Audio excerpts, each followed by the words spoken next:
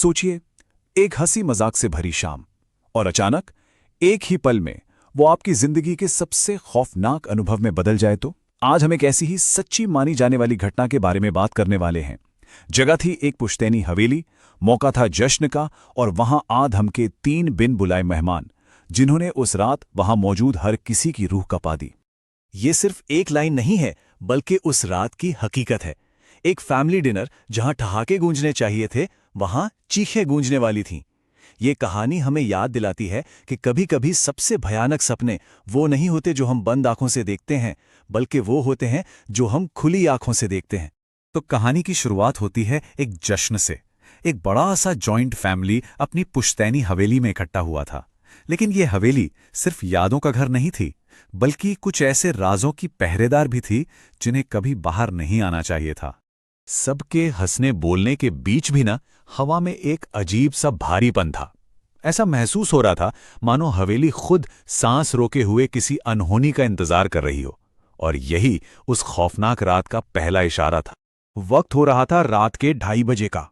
पूरा गांव गहरी नींद में था और उस हवेली में पसरा सन्नाटा भी डरा रहा था। और यही वो सन्नाटा था जो अब टूटने वाला था। और इसी सन्नाटे के बीच कहानी का सेंटर पॉइंट बनता है रोहन। वो कजन जो हमेशा हंसता हंसाता रहता था, वो अचानक एकदम खामोश हो गया। उसका चेहरा बिल्कुल ब्लैंक हो गया था। ऐसा लगा जैसे उसका शरीर तो वहां है, पर उसकी आत्मा कहीं और चली गई है। रोहन की इस अजीब खामोशी से परिवार वाले बेचैन तो हुए, पर उन्हें अंदाजा भी नहीं था कि असली खौफ तो अब शुरू होने वाला है। उन्हें पहली बार यह एहसास होने वाला था कि यह कोई मजाक नहीं, बल्कि कुछ और ही है। और फिर जो हुआ वो सच में रोंगटे खड़े कर देने वाला था। रोहन ने धीरे से अपना सिर उठाया और सबकी जैसे सांस ही रुक गई। उसकी आंखों की पुतलियां गायब थी। आंखें पूरी तरह से सफेद हो चुकी थी। बस यही उस अलौकिक घटना की शुरुआत थी। और तब रोहन के मुंह से आवाज आई, लेकिन वो उसकी अपनी नहीं थी। एक छोटे बच्चे की मासूम आवाज थी जो कह रही थी, मुझे भूख लगी है, मुझे खाना दो। अब परिवार वाले रोहन की मजाकी आदत से वाकिफ थे, तो उन्होंने पहले इसे एक और मजाक ही समझा। उन्हें लगा कि वो शायद सबको डराने की कोशिश कर रहा है। लेकिन ये मजाक बिल्कुल नहीं था, बल्कि ये तो बस एक भयानक शुरुआत थी। कुछ ही पलों में सिचुएशन पूरी तरह से काबू से बाहर हो गई। रोहन के शरीर से अब सिर्फ एक नहीं, बल्कि एक के बाद एक अलग अलग आवाजें आने लगीं और हवेली का माहौल दहशत से भर गया।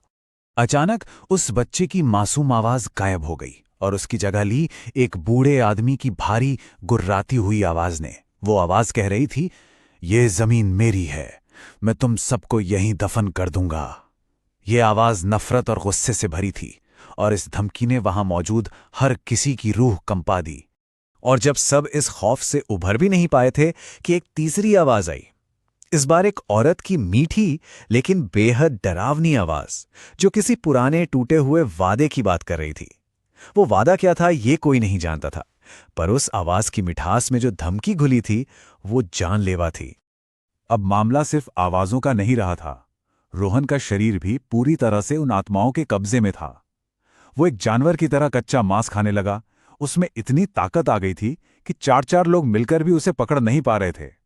और उसका शरीर मकड़ी की तरह ऐसे अजीब शेप्स में मुड़ रहा था जो किसी भी इंसान के लिए नामुमकिन है। इस पूरे डरावने मंजर के बीच एक और बहुत अजीब चीज हुई। पूरे हॉल में अचानक सरसों के तेल की एक बहुत तेज दम घोटने वाली गंध फैल गई। माना जाता है कि ऐसी गंध अक्सर किसी बुरी शक्ति की मौजूदगी का पक्का संकेत होती है। अब तक तो घर के बड़ों को यह साफ हो चुका था कि वो किसी बीमारी से नहीं, बल्कि एक ऐसी शक्ति से लड़ रहे हैं जो उनकी समझ से परे है।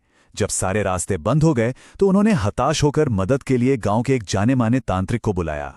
तो तांत्रिक कौन होता है? सीधे शब्दों में कहें तो वो इंसान जो मंत्रों और अनुष्ठानों के जरिए ऐसी अनदेखी ताकतों को काबू करने का ज्ञान रखता है। और उस भयानक रात में वही उस परिवार की आखिरी उम्मीद था। तांत्रिक के आते ही उसने एक ऐसा सवाल पूछा जिसे सुनकर सब हैरान रह गए। उसने पूछा, हवेली का वो कौन सा कमरा है जिसे सालों से जंजीरों में जकड़कर बंद रखा गया था? तब जाके ये राज खुला कि रोहन ने अनजाने में उसी कमरे को खोल दिया था। वो कमरा जहां जाने की सबको सख्त मनाही थी। तो उस बंद कमरे का राज क्या था? असल में उस कमरे के अंधेरे में एक पुराना तांबे का कलश रखा था। तांत्रिक ने बताया कि उसी कलश में सदियों से 3 अतृप्त आत्माओं को कैद करके रखा गया था और रोहन ने गलती से उस कलश की मोहर तोड़ दी थी। बस फिर क्या था, तीनों आत्माओं को आजादी मिल गई और उन्होंने रोहन के शरीर को ही अपना नया ठिकाना बना लिया। और फिर शुरू हुई असली लड़ाई, एक आध्यात्मिक जंग। एक तरफ तांत्रिक के मंत्र गूंज रहे थे तो दूसरी तरफ रोहन के शरीर से निकलती उन 3 आत्माओं की चीखें। कभी वो धमकियां देती तो कभी रहम की भीख मांगती। पूरी रात वो हवेली इन मंत्रों और चीखों से गूंजती रही।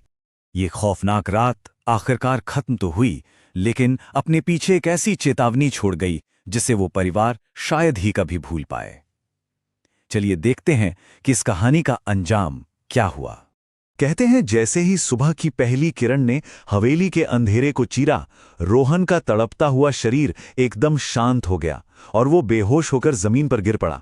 और जब उसे होश आया तो उसके दिमाग से वो पूरी रात जैसे किसी ने मिटा दी हो, उसे कुछ भी याद नहीं था। तो कब्जे के दौरान और बाद में रोहन की हालत में जमीन आसमान का फर्क था। एक तरफ वो था जिसमें अमानवीय ताकत थी और दूसरी तरफ जब वो उठा तो उसके शरीर पर सिर्फ अनगिनत खरोचों के निशान थे। ये निशान कहां से आए, कैसे आए, किसी को नहीं पता।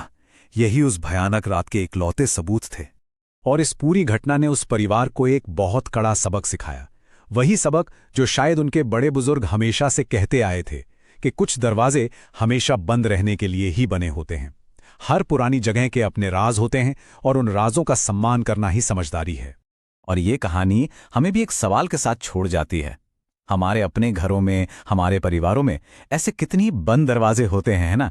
एक साधारण सा दिखने वाला ताला न जाने किन गहरे और पुराने रहस्यों की हिफाजत कर रहा होता है। इस पे जरूर सोचिएगा।